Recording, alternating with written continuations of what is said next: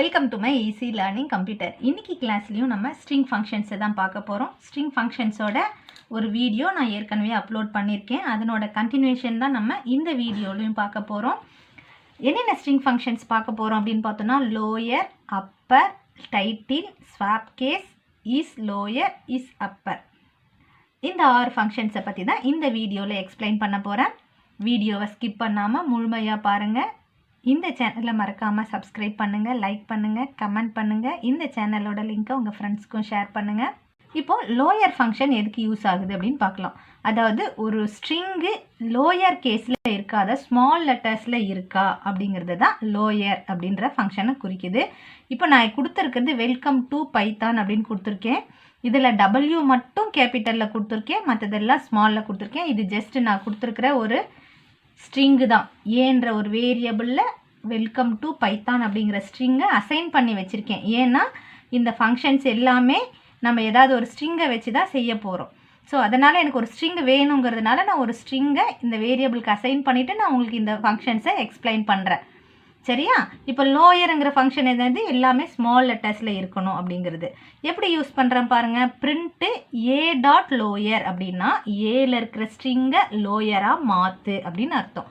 ஏல இருக்கிற ஸ்ட்ரிங்கை என்னவா மாற்றணும், லோயர். இது ஆல்ரெடி லோயரில் தான் இருக்குது. ஆனால் ஒரு லெட்டர் மட்டும் எப்படி இருக்குது, கேபிட்டலில் இருக்குது இல்லையா, அதையும் லோயராக கன்வெர்ட் பண்ணி எனக்கு அவுட்புட் எப்படி வரும் அப்படின்னு பார்த்தீங்கன்னா வெல்கம் டு பைத்தான் அப்படிங்கிற ஸ்மால் லெட்டர்ஸில் எல்லாமே டிஸ்பிளே ஆகும். அதே போல் தான் அப்பர். அப்பர் கொடுத்தீங்கன்னா எல்லாமே கேபிட்டல் லெட்டராக மாற்றிடும். ஏ டாட் அப்பர், ஏங்கிறது எந்த வேரியபிளில் இருக்கக்கூடிய ஸ்ட்ரிங்கு. இப்போ ஏ டாட் அப்படின்னா வெல்கம் டு பைத்தான் அப்படிங்கிற ஸ்ட்ரிங்கு தான் எதில் இருக்குது, ஏ டாட் அப்பர்னா அந்த வெல்கம் டு பைத்தான் எல்லாமே கேப்ஸில் மாதிரி பிரிண்ட்டில் கொடுக்கறதுனால பிரிண்ட் பண்ணும். நம்ம இங்கே வந்து ஏதாவது ஒரு வேரியபிளை யூஸ் பண்ணி அசைன் பண்ணி ஃபர்தராக அந்த வேரியபிளை ஏதாவது கேல்குலேஷன்ஸ் பண்ணணுன்னாலும் பண்ணிக்கலாம். அடுத்தது டைட்டில். டைட்டில்னா ஒன்றும் கிடையாதுங்க, ஒவ்வொரு வேர்டோட முதல் லெட்டரும் கேபிட்டலில் மாற்றுறது தான் டைட்டில் கேஸ்.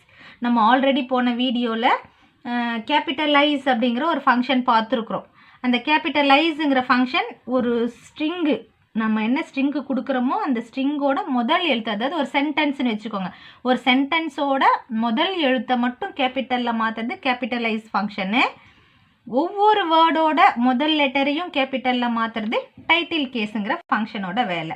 இப்போ ஏ டாட் டைட்டில்னா வெல்கம், W ஃபஸ்ட்டு கேபிட்டல்லையும், 2ல் T ஃபஸ்ட்டு கேபிட்டல்லையும், பைத்தானில் P கேபிட்டல்லையும் வரும். பாருங்கள், 3 லெட்டருமே கேபிட்டலில் எழுதி காட்டியிருக்கேன். ஸோ அவுட்புட் இப்படி தான் வரும்.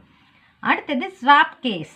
ஸ்வாப் கேஸுங்கிறது ஒன்றும் இல்லைங்க, நம்ம வேரியபிளில் என்ன மாதிரியான ஸ்ட்ரிங்கை கொடுத்துருக்குறோமோ அதுக்கு ஆப்போசிட்டாக மாற்றும் கேஸ். அதாவது ஏ டாட் ஸ்வாப் கேஸ் அப்படின்னு சொன்னால் ஏல இருக்கிற ஸ்ட்ரிங்கை இப்போ என்ன லெட்டரில் இருக்கோ, அதாவது என்ன கேஸில் இருக்கோ அந்த கேஸுக்கு ஆப்போசிட் கேஸு.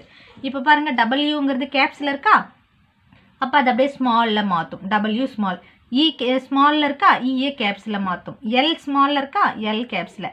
பாருங்கள், இப்போ என்னோடய சென்டென்ஸில் இந்த W தவிர மற்றது எல்லாமே ஸ்மாலில் இருக்குது. இதுக்கு அவுட்புட் எப்படி வருது பாருங்கள், W தான் ஸ்மாலில் இருக்கும், மற்ற எல்லாமே எப்படி இருக்குது பாருங்கள், கேப்ஸில் இருக்குது. ஸோ இதுதான் ஸ்வாப் கேஸ். ஸ்வாப்னா இருக்கிறத எடுத்துகிட்டு அப்படியே ஆப்போசிட்டாக மாற்றுறது. அடுத்தது இஸ் லோயர். இதுவும் நான் ஆல்ரெடி சொல்லியிருக்கேன், எந்த ஃபங்க்ஷனுக்கு முன்னாடி இஸ் வந்ததுனாலும் ட்ரூ ஃபால்ஸ் அப்படிங்கிற ரிசல்ட் மட்டும்தான் கிடைக்கும். இஸ் லோயர் அப்படின்னா, லோயர்னா ஸ்மால், அப்போ ஸ்மால் லெட்டர்ஸில் இருந்ததுன்னா ட்ரூன்னு வரும். இஸ் அப்பர் அப்படின்னு கொடுத்தீங்கன்னா கேபிட்டல் லெட்டரில் இருந்ததுன்னா ட்ரூன்னு வரும். அவ்வளோதாங்க. இப்போ பாருங்கள், ஏ டாட் இஸ் லோயர் அப்படின்னா ஏல இருக்கிற எழுத்துக்கள் ஸ்மால் லெட்டர்ஸில் இருக்கான்னு பார்க்கும். W மட்டும் கேப்ஸில் இருந்தாலுமே இது ஃபால்ஸ் தான். சரிங்களா? ட்ரூன்னு வராது. ஏன்னா ஒரு லெட்டர் மட்டும் எப்படி இருக்குது, கேப்ஸில் இருக்குது. இஸ் அப்பரா அப்படின்னு கேட்டால் அதுவும் ஃபால்ஸு தான். ஏன் அதுவும் ஃபால்ஸு, ஏ டாட் இஸ் அப்பர்னு கொடுத்துருக்கேன். இப்போ இங்கே அப்பர் கேஸில் தானே மேம் இருக்குது, அப்புறம் ஏன் இங்கே வந்து ஃபால்ஸுன்னு வருதுன்னா மீதி ரிமைனிங் எல்லாமே எப்படி இருக்குது, ஸ்மாலில் இருக்குது. இருந்தால் முழுக்க அப்பர் கேஸில் இருக்கணும், இல்லைன்னா இருந்தால் முழுக்க ஸ்மால் கேஸில் இருக்கணும். ஸ்மால் கேஸில் முழுசாக இருந்ததுன்னா இதுக்கு ட்ரூ வரும், அப்பர் கேஸில் முழுசாக இருந்ததுன்னா இதுக்கு ட்ரூ வரும். இப்போ ரெண்டுமே கலந்துருக்கிறதுனால ரெண்டு ஃபங்க்ஷன்லையுமே ஃபால்ஸ்ன்னு தான் வருது. இப்போ இந்த வீடியோவில் ஒரு 6 ஃபங்க்ஷன்ஸை பற்றி எக்ஸ்பிளைன் பண்ணியிருக்கேன். அடுத்த வீடியோவில் இன்னும் ரிமைனிங் ஃபங்க்ஷன்ஸ் எல்லாம் எக்ஸ்பிளைன் பண்ணுறேன். இந்த சேனல் உங்களுக்கு ரொம்பவே ஹெல்ப்ஃபுல்லாக இருக்குது. என்னோட எக்ஸ்ப்ளனேஷன் உங்களுக்கு பிடிச்சிருந்ததுன்னா என்னோட சேனலை மறக்காமல் சப்ஸ்கிரைப் பண்ணுங்கள், லைக் பண்ணுங்கள். இந்த வீடியோவுக்கு கமெண்ட் பண்ணுங்கள். என்னோட சேனல் லிங்க்கை உங்கள் ஃப்ரெண்ட்ஸ்க்கும் ஷேர் பண்ணுங்கள். தேங்க்யூ ஃபார் வாட்சிங் திஸ் வீடியோ.